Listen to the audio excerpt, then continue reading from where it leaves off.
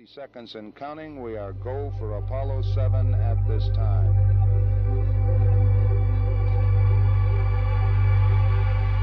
T-minus 50 seconds. The vehicle now pressurized, and the vehicle is go, as is the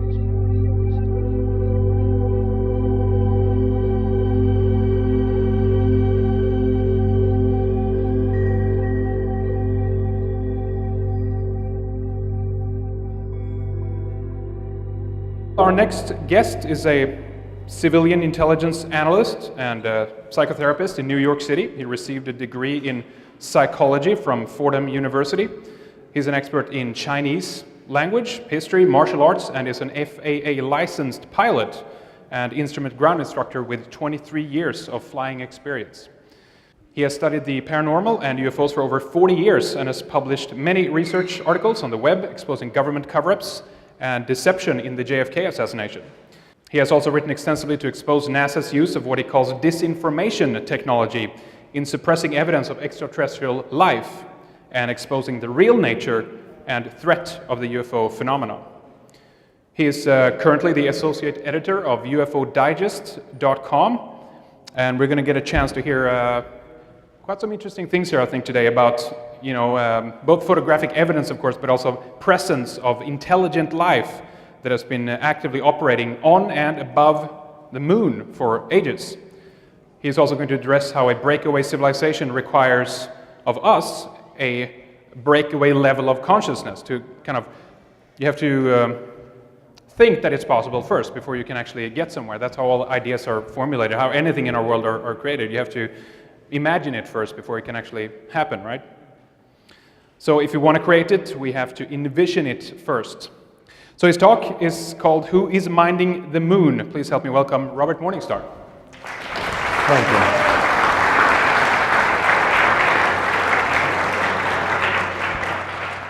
Thank you, everyone.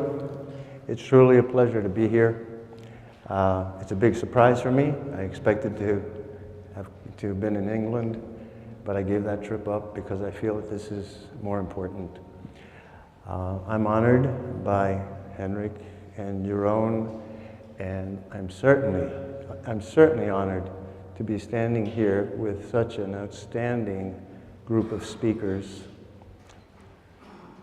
who have some of the most important information that this nation needs to hear. I was very pleased with the website and thrilled to see my statement. First statement, the truth is seamless. The truth is like a fabric. The truth cannot be ripped apart. The truth has no flaws, no gaps, no missing pieces.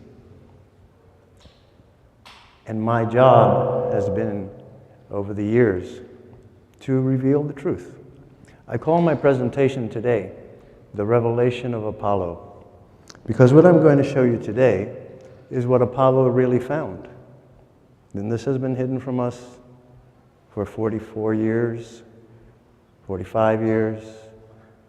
The decision to hide these facts, because what I'm going to present to you are facts.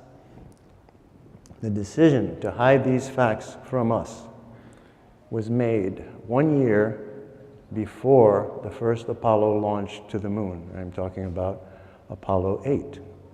But a year before that, in 1967, a very high-level decision was made as a result of a think tank's conclusions.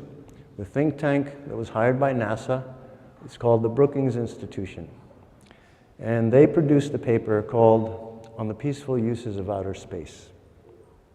The question that had been posed to Brookings was, what should we do if we were to encounter either intelligent life in outer space, signs of intelligent life on the moon, or signs of previous civilizations that had existed or visited the moon? The conclusion of the Brookings Institution was that the world should not be told.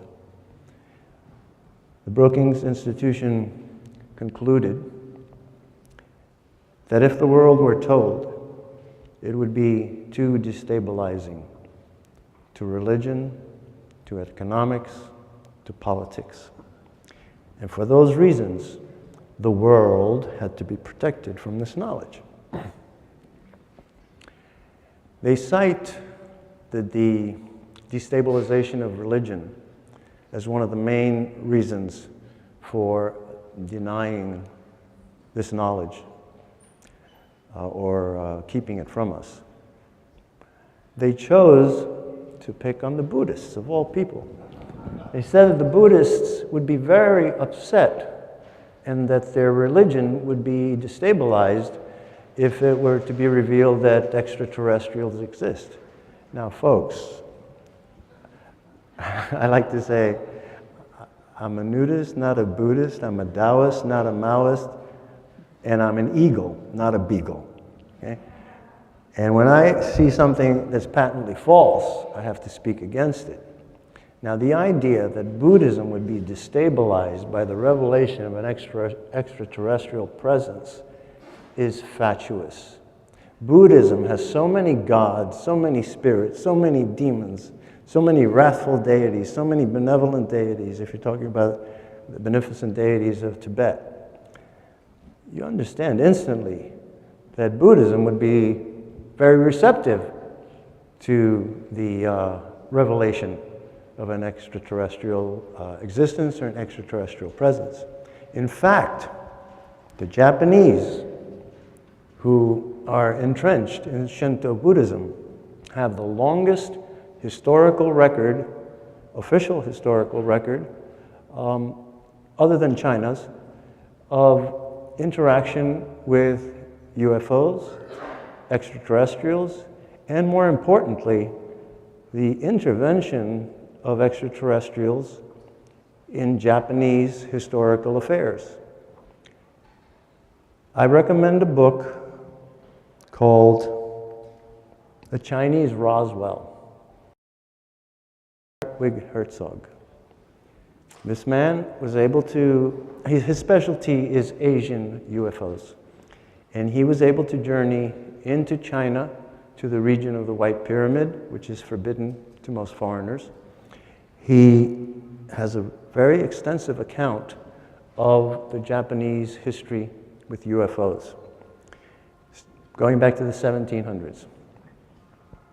I would like to jump. This is going to be a time travel. We're going to be jumping time jumps, it's called. From that time, the 1700s, to modern times, there is a field of science and a field of science fiction. And in the realm of science fiction, one of the most memorable films of my childhood was a movie called The Mysterians. And The Mysterians was a 1957 Japanese science fiction story about a group of extraterrestrials that inhabited the far side of the moon and were coming down here to the Earth to abduct women and take them away to the moon. It's a wonderful movie, enthralling, which leads me to my next statement, which is, I learned from a Tai Chi master named T.T. Liang this adage, an axiom. To think is to create, imagination becomes reality. And today I'm going to present you both imagination and the reality that followed. I want, first of all, I'm going to point out my Facebook page because this is a place where you can find all this information. I feel the best way to protect oneself and the information is to put it out there. But I'd like to point out two things. One is this avatar for me, and this photo, which has been the icon of my page for as long as I've had it, actually. That photo was taken by Apollo 10. And we're going to go looking for that thing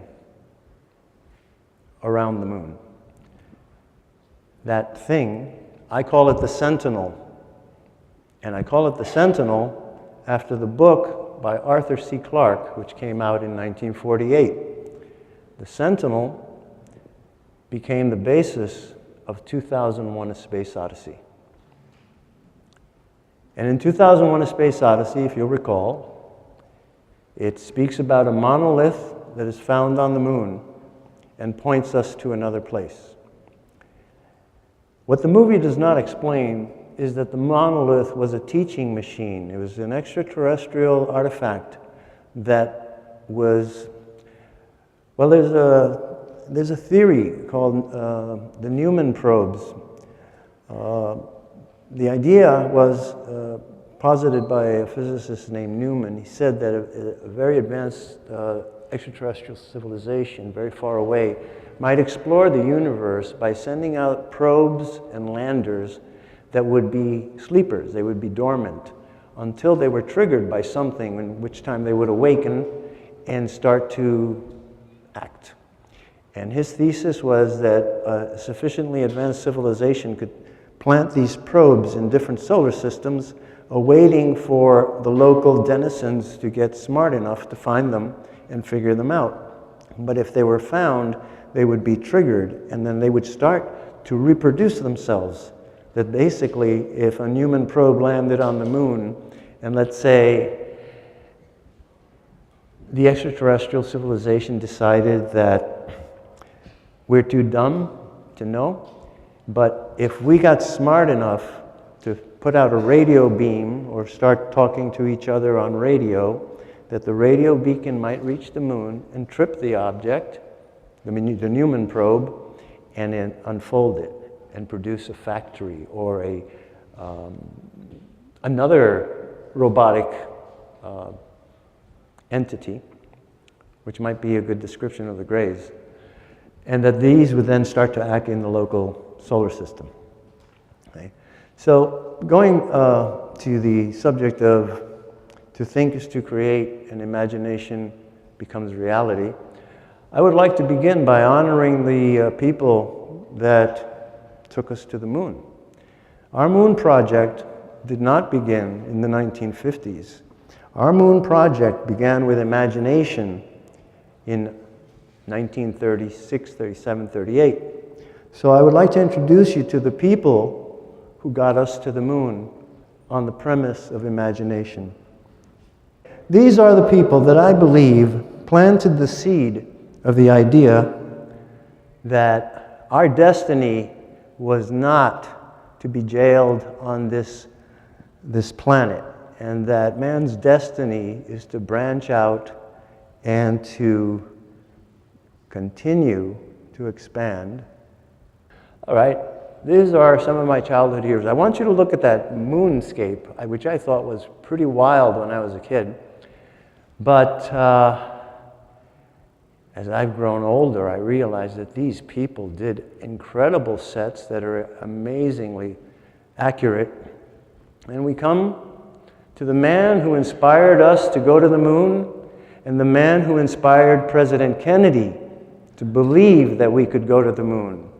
These are the people, the heroes and the villains of the Flash Gordon serial. These people, their nobility, their honesty, their heroism lives on in all of us who grew up with it. This list of actors, the producers, the Imagineers, if I may coin a word. And unfortunately, we don't have the sound, but it's a very inspiring piece of music by Franz Liszt. And I'm going to stop it right here. And I leave that. Okay, this is it's a really very interesting piece of film because it's got a lot of earthquakes and things that are coming down to Earth and affecting everyone on Earth. And no one knows what the problem is, the purple death from outer space. It involves chemtrails. The evil Emperor Ming is seeding the atmosphere. Dr. Zarkov finds out the seeds that they're putting in the atmosphere is a plague that is killing people, and they just drop dead in the street, leaving a purple mark on the forehead, and so the name, the purple death from outer space. All right, so I would like to go to the moon with you, And the first thing I'm going to talk about, again, those were the Imagineers that got us to the moon, but then there are the technicians, the scientists, and the astronauts who actually went to the moon. Yes, we went to the moon. Yes, many of the NASA photos, many of the NASA films are doctored, but they're not doctored because we didn't go to the moon. They're doctored because the Brookings Institution said, don't tell the people what you found. Fortunately, many of these, the volume of photographs and films that were taken is so great that it's actually impossible for human beings to expunge the truth because the truth is seamless. And there is a very special group of individuals at NASA who are true Americans who roil at the thought of being manipulated and coerced and forced to falsify the facts. And many of these people leak information. I take my hat off to Ken Johnson, Tom Van Flandern, former engineers, and a lot of unnamed individuals who, as good Americans and constitutional Americans, felt it's criminal to hide the facts from the public, and they have leaked this information. There are other individuals who didn't leak it but found it, and I'm a person who has delved into this very deeply. I actually honor and respect a very good friend of mine. His name is Edgar Mitchell, and I'd like to show you. Edgar Mitchell is the only astronaut who speaks forthrightly about most of what he experienced on the moon. They have to be like diplomats, and they are. And they say that the word NASA stands for never a straight answer. Unfortunately, a lot of the astronauts practice that except in private. But Edgar Mitchell, I had this privilege of meeting him at the Explorer Club in 2007 in New York City. And I asked him a question. I asked him to describe for me the internal structure of the crater Eucurt. The crater Eucurt sits in the very center of the moon, not far from where Apollo 14 landed. And by my calculation of the flight path of the LEM and how it approached and how it landed, I was certain that he had to have seen the crater Eucurt. Now, why am I interested in the crater Eucurt? Back in the 1990s, the crater Eucurt's photographs, they were very rare until very recently. It seemed that they were being hidden. And it took me years to compile and compose patches of it, patchworks, to get it together.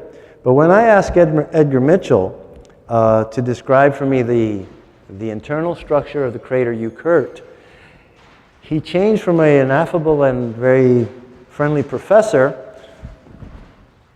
to a military officer. In an instant, he clicked his heels, he stared at me, and he said, "No!" And I sat quaked in my seat. I said, "Wow." And then 200 people, it was an audience like this, 200 people said, "Well, what did he say? What did he do?" And then he caught it, and he said, "Well, the mission profile didn't call for me to do that, so I don't have to." Okay, I took it. I said, well, what's special about the crater Eucurt is this. There is a catalog of something that NASA has called transient lunar phenomenon. Transient lunar phenomena, TLPs. Transient lunar phenomena is their word for UFOs crossing the moon, clouds of gas that are seen to migrate across the moon, domes that appear for days and migrate across the moon, domes that appear for days and that are not there anymore. So that's a TLP. They also have a very special jargon. When we're here, they're called TLPs. When the astronauts went to the moon, they're called moon pigeons. Okay? And I'm going to show you a couple of moon pigeons today. All right. Oh, before the moon pigeons, here's where I want to go with this. I want to show you what Edgar Mitchell was able to do. And it's going to be very interesting, so it'll be worth the wait, folks, if you'll be patient with me. All right. Edgar Mitchell. I read the NASA mission reports. Edgar Mitchell was assigned a task of going to a spot in Fra Mauro, that's where they landed. And Edgar Mitchell was supposed to stand on a spot and start to take pictures for a 360-degree panorama with a 70-millimeter Hasselblad. Click, click, click, click, click, click, and so on. So I'm studying the photographs, and first of all, they give you thumbnails. They're really small. I have very good eyes. And I look at these, and then sometimes it's just intuition. But I knew the mission. I knew the mission profile, as he called it, was to take this panorama. And as I'm going from photo to photo to photo to photo, I found that Edgar had taken 2 pictures of the same rock. And the second picture was much closer to the rock than the first picture. First of all, there should not have been a second picture. And the fact that the rock was bigger meant to me that went click, and then he went click. Okay? This is a sample. It disappeared. This is a sample. Oh, I get it. Here it is. It's the problem. So what is, okay, here's this little thumbnail here. Okay? That was what he was supposed to do. And then the rock, these are the 2 rock pictures that he took. And as a result, what he captured in the second picture is this object.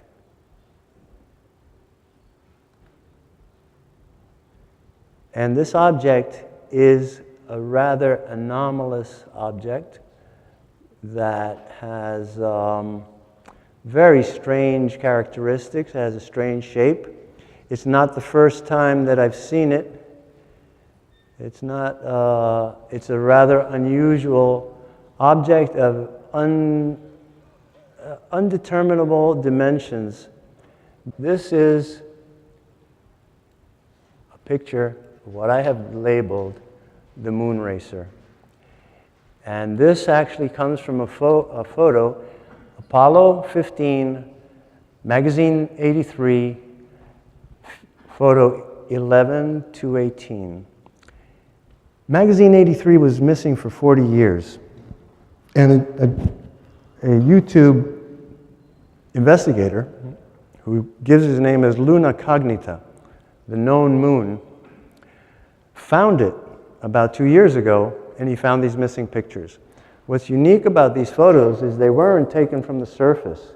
There was an EVA, it's called a standing EVA, which I did not know about until this gentleman brought it to my attention, where the astronaut would climb up to the top of the LEM, throw open a hatch like a tank, to familiarize you. The hatch goes up, the tanker goes up, shoulders out, and they did this type of picture. But the magazine was missing for 40 years, and now we know why. Because this object appears in 2 of the photographs. That's an enhancement to bring it up, because the photo is very, very dark, and some of the things I do is to bring up detail. For example, in the original, it's almost all black. You can see this very strange configuration. Now you see the surface of the moon. You see contours here. You see these odd things up in the sky. Kind of looks like clouds. Remember TLPs? Transient lunar phenomena.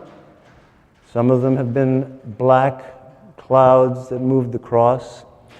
Regarding the crater Euclid, the reason I asked Edgar Mitchell about the crater Euclid is that since 1953, periodically, a bright red ruby light has been seen by astronomers to emanate from the crater Euclid. Now, the crater Euclid is a circular crater with an almost perfect equilateral triangle. I'm sure that if you've explored the internet and lunar anomalies, you've seen a photograph of a crater that has a 6-pointed star inside it. When the sunlight, high sun, hits the crater Euclid, the rays break off the central triangle, and they cast points of light on the rim, creating this six-pointed star.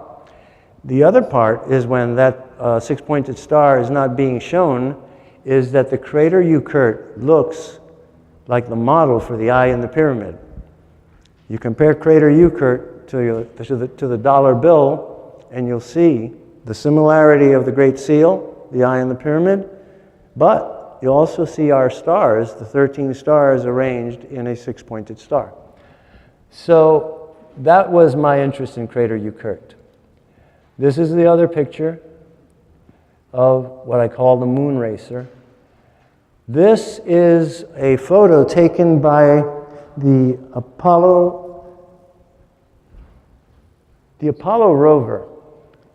And this is Apollo 16. And as he was going by, this film is running, and I'm watching it. And this is 1/24th of a second. And I saw this appear and disappear. I captured the frame, and then I shot this off a 42-inch monitor so that it's backlit. In the backlighting, more detail comes out. And here we come to I have a problem with NASA photographs of the moon.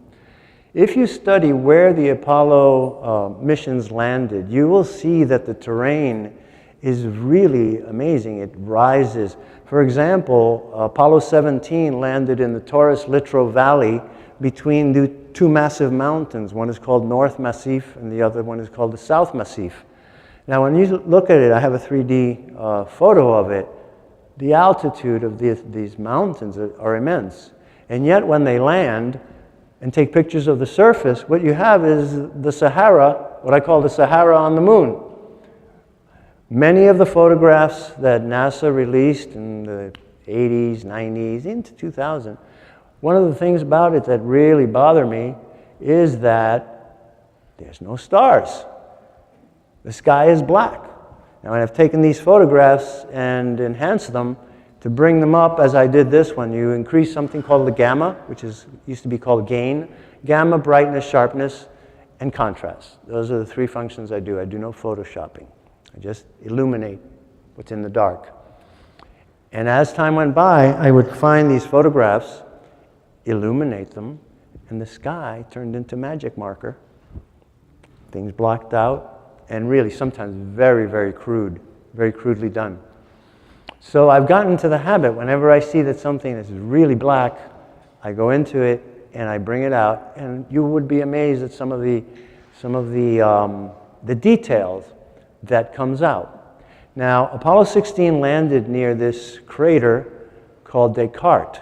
It's a crater, high rim, jagged edges, but it looks like the Sahara. And yet, when he got into the rover, John Young took off like a bat out of hell, and I was standing in front of a 42-inch monitor, and he rock and rolled across the plains, and he was going someplace really fast for some reason. And I think it was to look for where this thing was coming from. Now, when I found this, I thought that this was something passing on the other side of the moon. I found another one about a minute later that looked like a meteor. I said, there's no atmosphere on the moon. How there can be a meteor? A meteor goes incandescent because of the friction with the atmosphere. So I was really curious about these photos, but I worked on this one, and I'd like to show you something. I believe it's the next photo, so we should be able to... All right, there's the moon racer. Let me enlarge this a bit, and I'll show you what Buzz Aldrin was talking about. This craft appears in the film that I was trying to show you, Apollo 16 onboard camera. The remarkable thing about this scene is it's only 6 seconds long, but my eyes are very sharp, and I saw something coming across the moon that looked to me like Wonder Woman's airplane. Remember Wonder Woman flew an airplane that was transparent, what we would call stealth? Well, I picked up a form racing across the moon. It lasts 6 seconds, and then chop. But before the chop, 3 frames were left intact. The 3 frames show this craft crossing the horizon, beyond the horizon, the next one up, 3 lights space stations light up. And this is a time capsule, friends. This is a message from the past. I talked about those NASA technicians who roil at the thought of having to hide the facts. And they're told, destroy this, cut this out, chop that film. Well, whoever was told to do that with this film did his job, but he did it very subtly, and he signed it. And the signature is this gash of a splice mark. Any of you who have worked with 8mm, 16mm, 24mm film, you know you have individual frames. And if you're going to edit something, to do it cleanly, you cut between the frames along the black line, and you just see a jump in the film. Well, this particular film shows the 3 frames that I'm referring to. The moon racer on the horizon with that wing down in the, over the moon. This one which is clear, the third one in which the lights light up. But the editor, when he chopped the film, he did not cut right across the bottom of the frame. What he did is he left 1/5 of the frame, the ensuing frame, he carved it out, and I took that to be a signature. That's what actually caught my eye. I could see, first of all, I saw this, but then I saw the jump. So when I froze that frame, it showed, it's like, you know, you can take an X-Acto blade and go perfectly straight. He went, and he scraped it, and then he joined it. And this is a time capsule. Somebody in NASA saw this thing and was told to remove many more feet of this thing traveling up into space after the space stations light up. And his sense of righteousness did not permit him to go all the way. They told him to cut the film, get this thing out of there, put it out of sight, but he left 3 little frames for someone in the future to stumble upon it and recognize what was there. Remember what Buzz Aldrin said, and it was quoted by Michael this morning, that their ships were far bigger than ours, faster than ours, and after they saw them, there was no question at all of a moon base or a space station. Why? Because somebody is already there, and somebody has been already there for a very, very long time. So let me continue with this slide presentation, now that we have a handle on it, and I hope the handle stays on. All right, this is the moon racer crossing the horizon. It's a very subtle picture, but in here, you can see this white is white on white, and if you have a really good eye, you see that this is that edge of the wing, the body of the craft. I look at it and I said, boy, they must have given this to Spielberg and George Lucas for Star Wars as a model for X-wing fighters or even the Millennium Falcon. Let me just flip these 2 back and forth for you for a moment, and you'll see, you get a sense of what I'm talking about. All right? All right, now we'll continue. We'll see. Okay, this is what I was looking for. This is the same picture I showed you a few seconds ago. This beam of light rising. Now, as I said, I thought asteroid moving by really fast or meteor, quote unquote. And I thought, or it's beyond the moon. Because, folks, one of the scariest things that I've ever seen in my life was the Perseid meteor showers that happened around 1998. I went out and I drove out of the city to be able to see this, and I saw a meteor go like that. And when I saw that, I thought of the impact. The velocity is, the right term is, the velocity was astronomical. And I thought, oh my God, if that should hit the Earth, the impact would be incredible. Now, that's what I thought I was seeing, because I saw the Perseid go by the Earth. It just hit some of the atmosphere, lit up, and then went by. This is the real terrain. This is the rim of a crater, this black, the back of a dragon. You see, it looks to me like a dragon tail. And this is what emerged when I enhanced the photograph. And so the moon is not like the Sahara. And NASA does hide terrain that looks unusual, and as you will see a little later, structures that I have found. And I will present them to you. What I will present to you today is a constellation of space stations that the Apollo astronauts encountered when they went on the far side of the moon, because it's not dark. And the description that I give, as having seen these things, I say to myself, oh my God, you know, the Apollo astronauts, when they went around the other side of the moon, you know, two guys in the LEM, the other guy alone in the command module, it would be like this.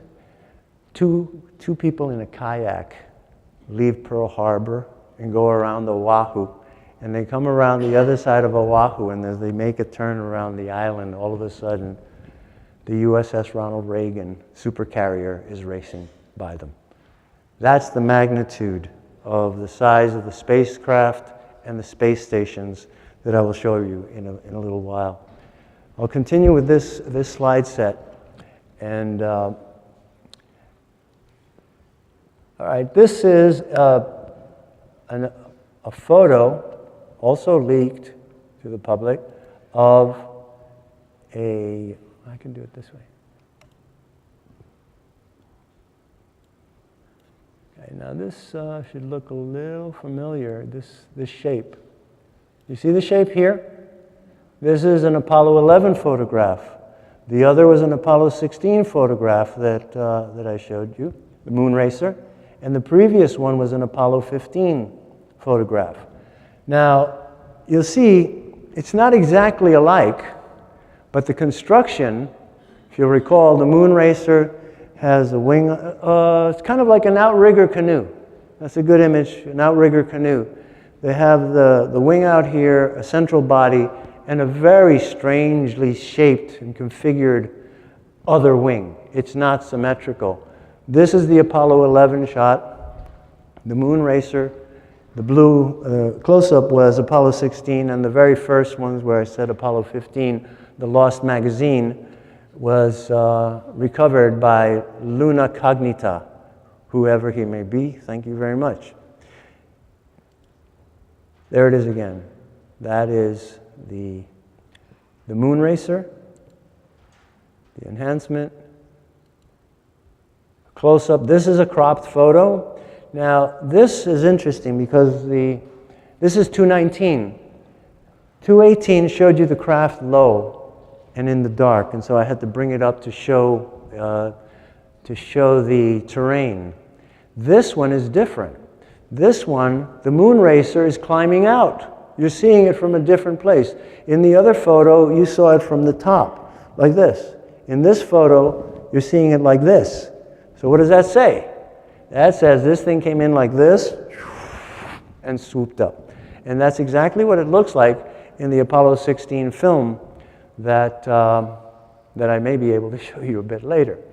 So moon racer was, well, you know, when we have intruders along the coast, we used to send out fighters to intercept them and check them out and see what their business was with us. Well, I think that this is the purpose of this craft. They came, they saw the Apollo lander, and they decided to give us a message. And they repeated the message with every flight, which is why there was no Apollo 20, Apollo 19, and the mission stopped at 17. By Apollo 17, we got the message, terminated it. The excuse was funding, but I don't think it was funding myself. Now let me go on. Hiroshima on the moon is an area that was mapped by the Chinese. The Chinese satellite, the second probe, Chang'e 2, went to the moon, and in going to the moon, it took a picture. It actually took quite a lot of pictures of an area that is an area of vast devastation. It's an area of vast devastation, laid waste. And what I recognized, I call it Hiroshima on the Moon because when I was a young sea cadet, I was taken into a room by my captain, Captain Peter Luthi. I'm talking about 1958. And in 1958, he took me into a room, and in that room, he projected slides of Hiroshima that he had taken 1 month after the atomic bombing of Hiroshima. And the atomic bombing of Hiroshima was captured in 35 millimeter slides that, to my knowledge, the world has not yet seen. I was absolutely stunned to find a video of this area. So what I'm going to do is going to take you through the terrain, and if I succeed, I'll be able to show you the original video taken by Chang-O 2. Now, who is Chang-O, and who is Chang-O, and who is U2? On the way to the moon, I learned about Chang-O in 1969 as we were going to the moon. And the way I learned about it was that Houston sent a message to the Apollo 11 astronauts, which many people thought was facetious, and I thought not. I thought not, because the astronauts didn't take it as a joke. The message was, Apollo 11, Houston. Houston, Apollo 11, go ahead. We have a message for you. There seems to have been, there was a Chinese princess that was abducted several thousand years ago by a 6-foot-tall gray rabbit and taken to the moon. So if you see her around, let us know. That's the gist of it. And the Apollo astronauts didn't giggle, they didn't laugh, they just said, Roger. Right? Now that's who Chang-O is, and the Chinese have named their spacecraft after this princess. All right, we've got some success here. This is a little patch of this area of wide devastation. This is shadow. Now this shadow is immense. You see this little patch here? Notice also all of these white spots. These are all columns. Columns of approximately the same altitude and the same diameter. And there are hundreds of them. So let's go through this area, and then I will see if we can get... all right, I had a video of a man named Carl Wolf, who was a U.S. Air Force sergeant in the 1960s, and he was stationed in Langley, Virginia, in photo reconnaissance. He was a technician. They were doing the Corona satellite, and his story was that some machine broke down, a photo reproduction machine, and he was the technician asked to fix it. He had a high top secret crypto clearance, and he was ferried over to this special hangar at Langley Air Force Base, Langley, Virginia, and told to fix the machine. Now this printer was a giant thing. He said it was about the size of a refrigerator, and when he checked it out, it couldn't be fixed there. So it had to be taken out and brought back. And in the process, he got to know the technician, and the technician said to him, hey, you know, we found something on the moon.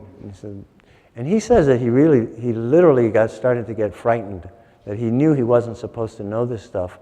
But the fellow, the technician who was telling him about it, he seemed that he was overburdened with the weight of this knowledge. And I'll tell you, the weight of solitary knowledge is a very difficult thing to bear. So you find relief in sharing the knowledge with someone.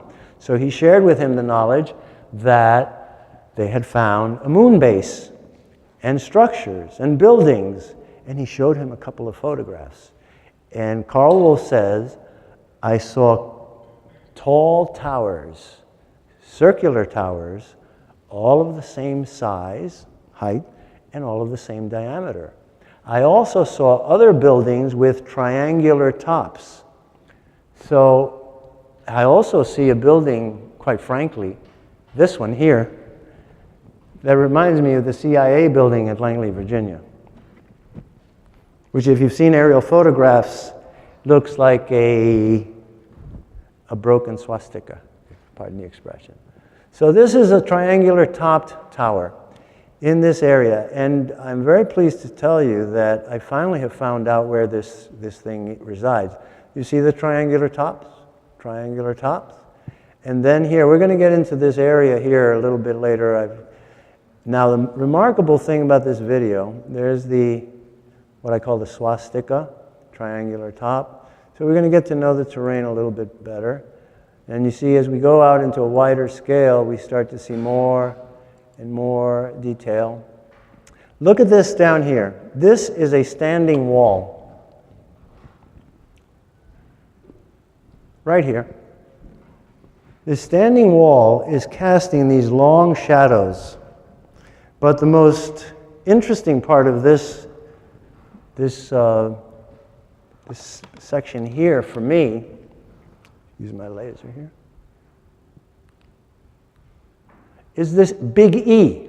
You see this over here? I'm pretty sure that I can enlarge it now.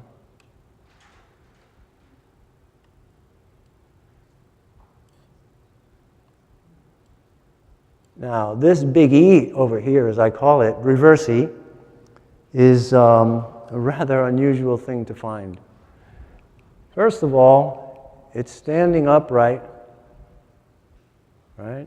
It seems to be almost like a gateway. There's a wall, right-angled here, as if this were or had been a chamber. Likewise this. I have found a lot of square craters on the moon. Square craters, rectangular craters, square craters, and other very unusual looking structures is quite plainly what I'll call them. As we come by, we go over here, back out a little bit. Right. Okay, this is the plane. On this side of this plane, it is just leveled and rubble is strewn all over. But to the left side, or what we would call to the west, there remains an amazing infrastructure. I would also like to point something very unusual out to you. This mist here. What I have found in this area, in the Chinese Chang'e 2 satellite video, and I'll tell you folks, it is the best, clearest, highest resolution video that I have ever seen of the moon. Now, the interesting thing about this video from the Chinese is they visited this place morning, noon, and night. This very short video shows morning sunlight striking the top of a structure. And at the top of that structure is a white cross. Okay. So in 15 minutes.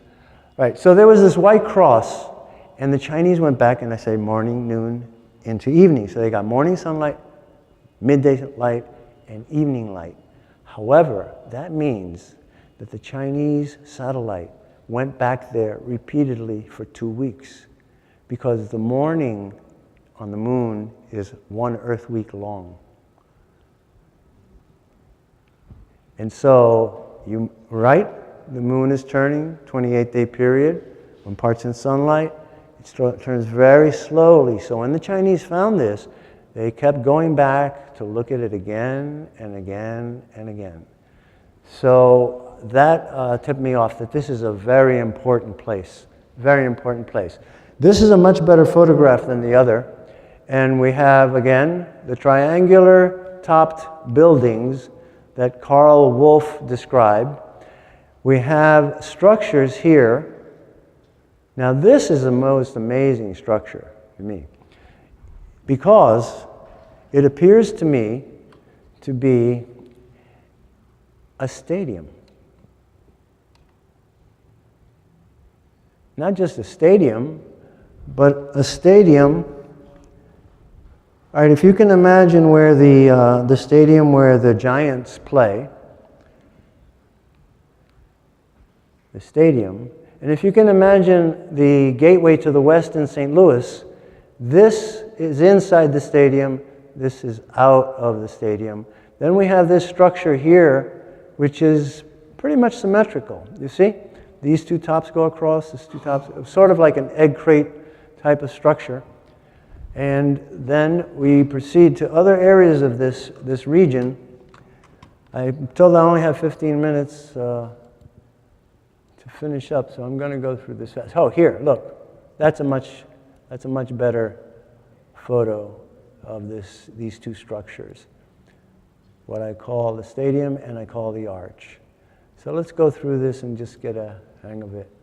Again, I'm really fascinated by the triangular topped structures, the stadium with the arch coming out of it, the, may I call it the Intercontinental Hotel?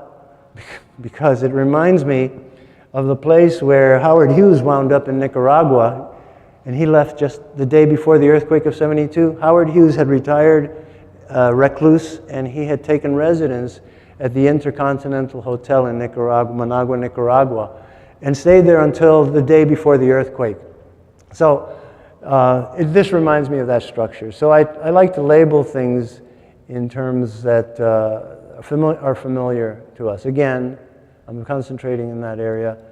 I'm going to go, here's this mist. Now, in the film you see, in the video, you see that this area is near a cauldron of boiling up smoke.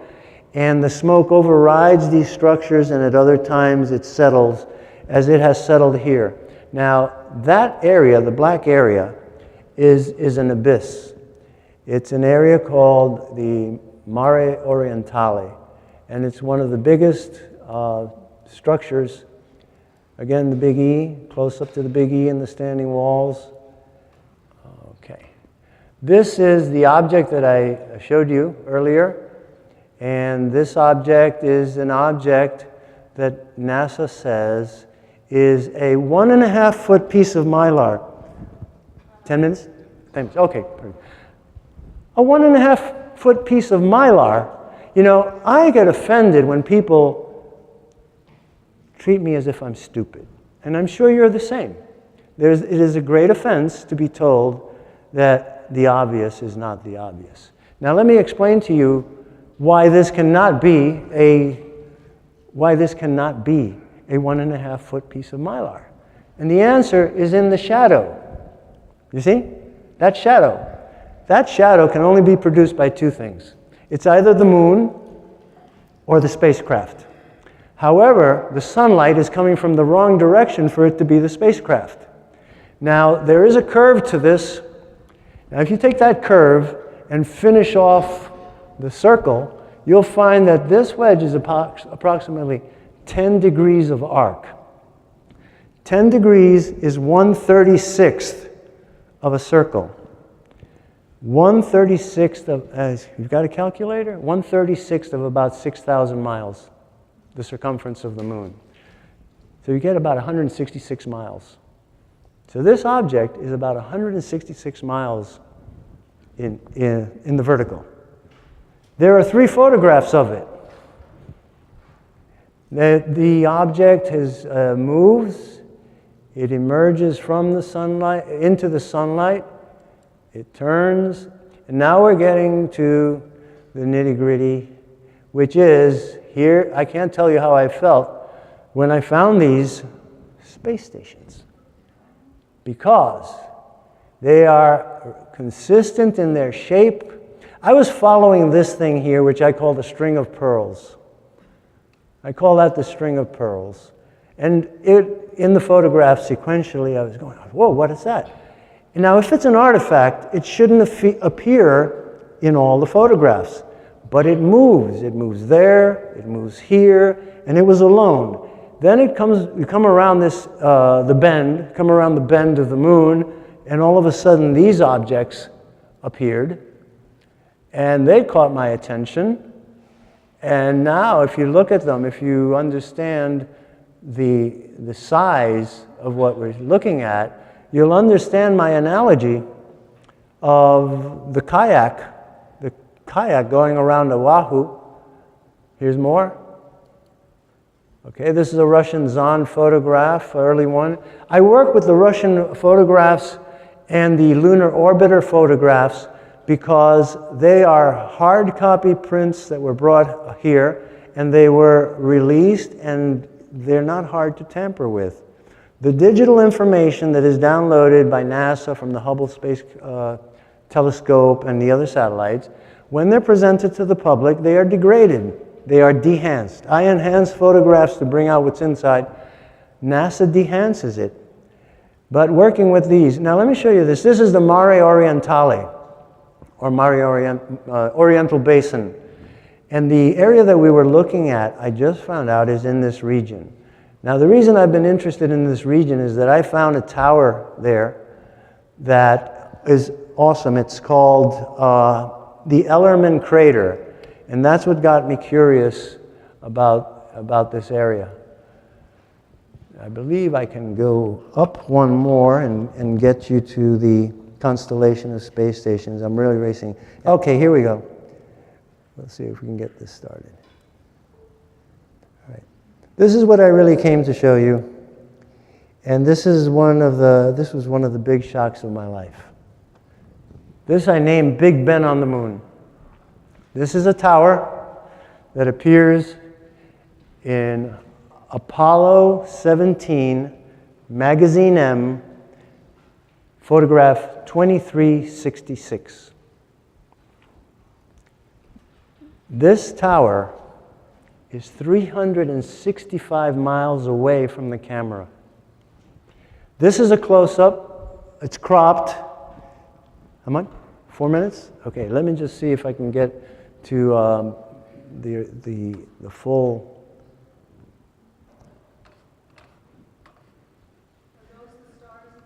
Yes, ma'am. Those are the stars in the sky. And you know, years ago I kept saying, why does NASA take the stars out of the sky in the Apollo photographs? And then I said to somebody, you know why? Because the constellations that you see on the moon are the same constellations that we see from the Earth. And any anomalous light that appeared in any of these photographs, you would instantly say, what is that? And that was the reason, as I'm going to show you, if I can get through to the file that contains, let's see, okay, let's go one more. All right, that's a clear shot without the labels. I have just calculated, let me just say something about Einstein. If we're going to have a breakaway civilization and a breakaway consciousness, we have to break away from Einstein. Because there is a fundamental fallacy and a lie in Einstein's statement that we cannot go faster than the speed of light. And I've addressed this question to some of the top physicists in America. One physicist said to me, you're absolutely right. The other one said, what? No, we have never found any exceptions to Einstein's theory of relativity. And what I said to this scientist, who's very famous, but I won't embarrass him, I said to him, Professor, don't you think that it's a fallacy, fallacious thinking, and a non sequitur for Einstein to say that we cannot travel faster than the speed of light, and yet his equation says E equals mc squared? How can you posit a value of c squared when nothing can travel faster than c? They stand speechless. They stand speechless. They have no answer for that. And I'd like you to think about it. The photo of Einstein? I have no photo of Einstein to show you here today. But that's an equation that relates to this. And another time, perhaps, this is a concept of what the interior of the moon might be, because the moon has hollow spots inside. And, let me finish with this. I know my time is short. It's not what I wanted to show you completely, but this is a very beautiful photograph of San Francisco. And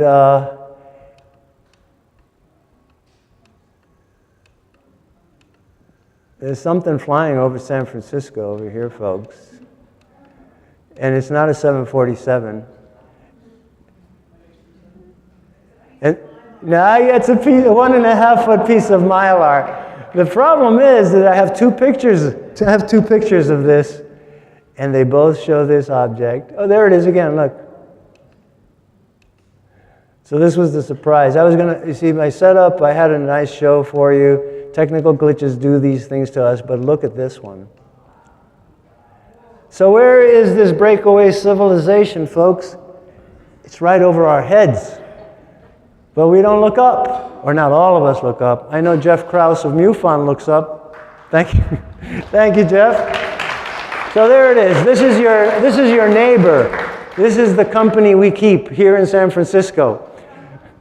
Let's see what else I can finish up with. If I have one more picture, let me just finish. But maybe we'll leave it at that, and if there's another time when we can get this fixed, I will try to do the presentation again. Okay? All right. Thank you very much. Thanks, Robert. Thank you. Thank you, Robert. All right, thanks, Robert.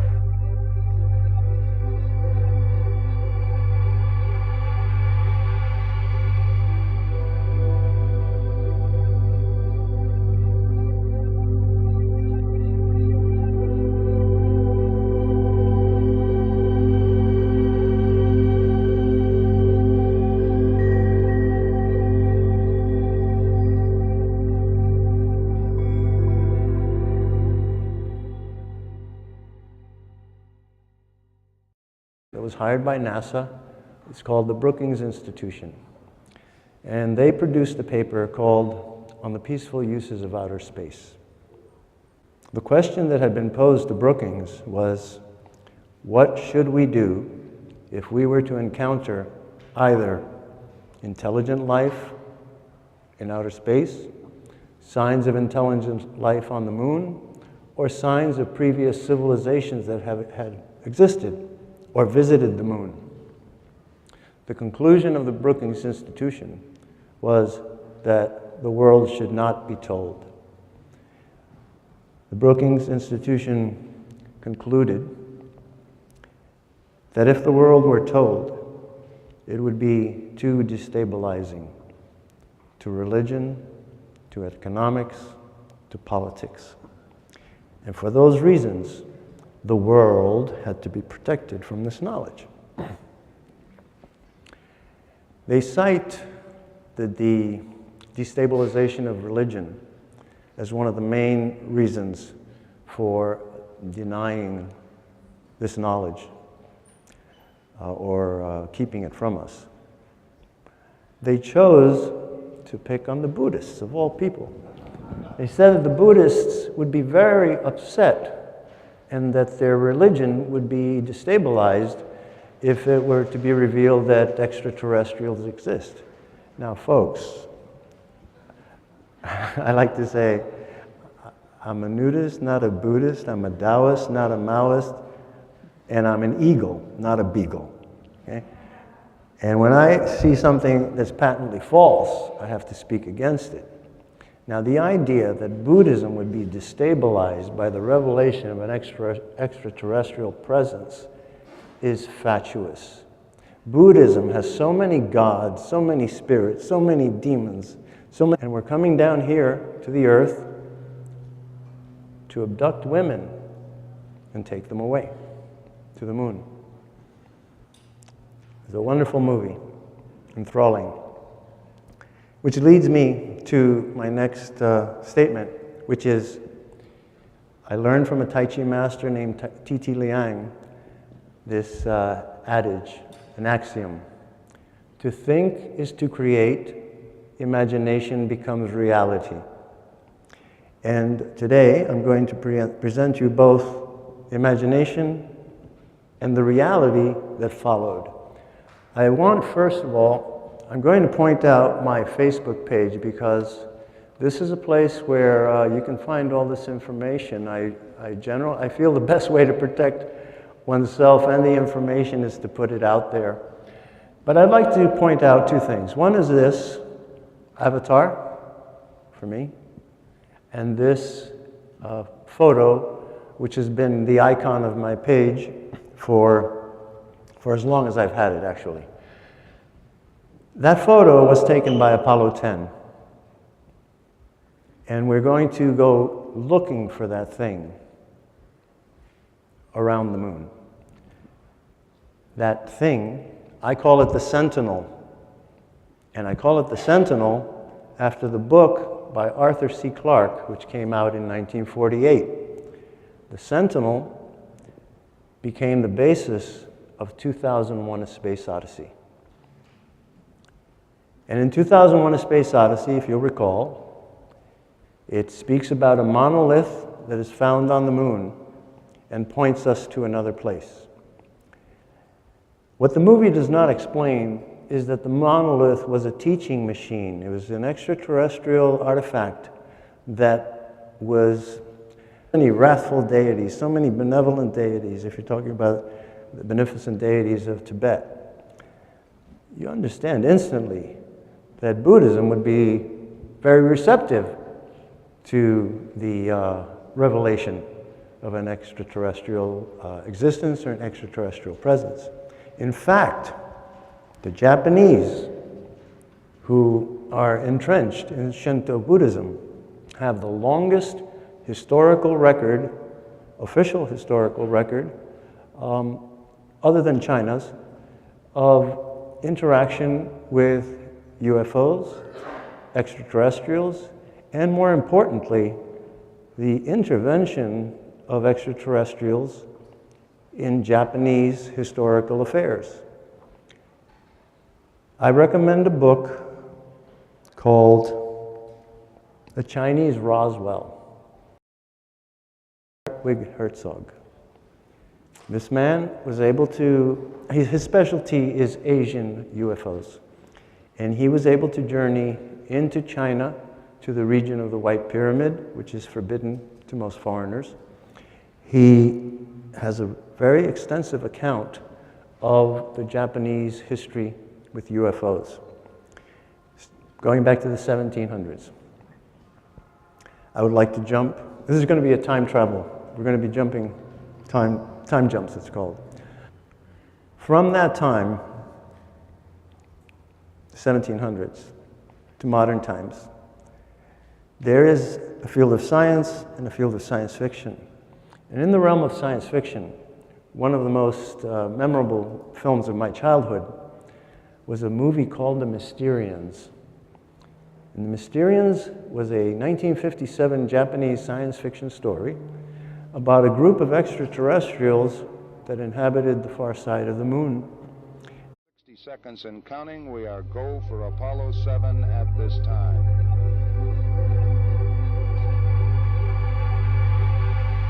T-minus 50 seconds. The vehicle now pressurized, and the vehicle is go as is the spacecraft.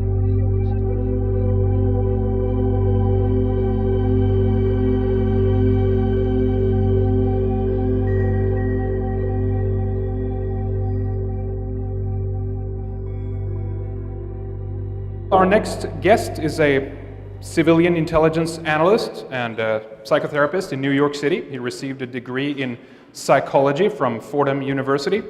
He's an expert in Chinese language, history, martial arts, and is an FAA licensed pilot and instrument ground instructor with 23 years of flying experience. He has studied the paranormal and UFOs for over 40 years and has published many research articles on the web exposing government cover-ups and deception in the JFK assassination. He has also written extensively to expose NASA's use of what he calls disinformation technology in suppressing evidence of extraterrestrial life and exposing the real nature and threat of the UFO phenomenon. He is currently the associate editor of UFOdigest.com, and we're going to get a chance to hear quite some interesting things here, I think, today about both photographic evidence, of course, but also presence of intelligent life that has been actively operating on and above the moon for ages. He's also going to address how a breakaway civilization requires of us a breakaway level of consciousness to you have to think that it's possible first before you can actually get somewhere. That's how all ideas are formulated, how anything in our world are created. You have to imagine it first before it can actually happen, right? So if you want to create it, we have to envision it first. So his talk is called Who is Minding the Moon? Please help me welcome Robert Morningstar. Thank you.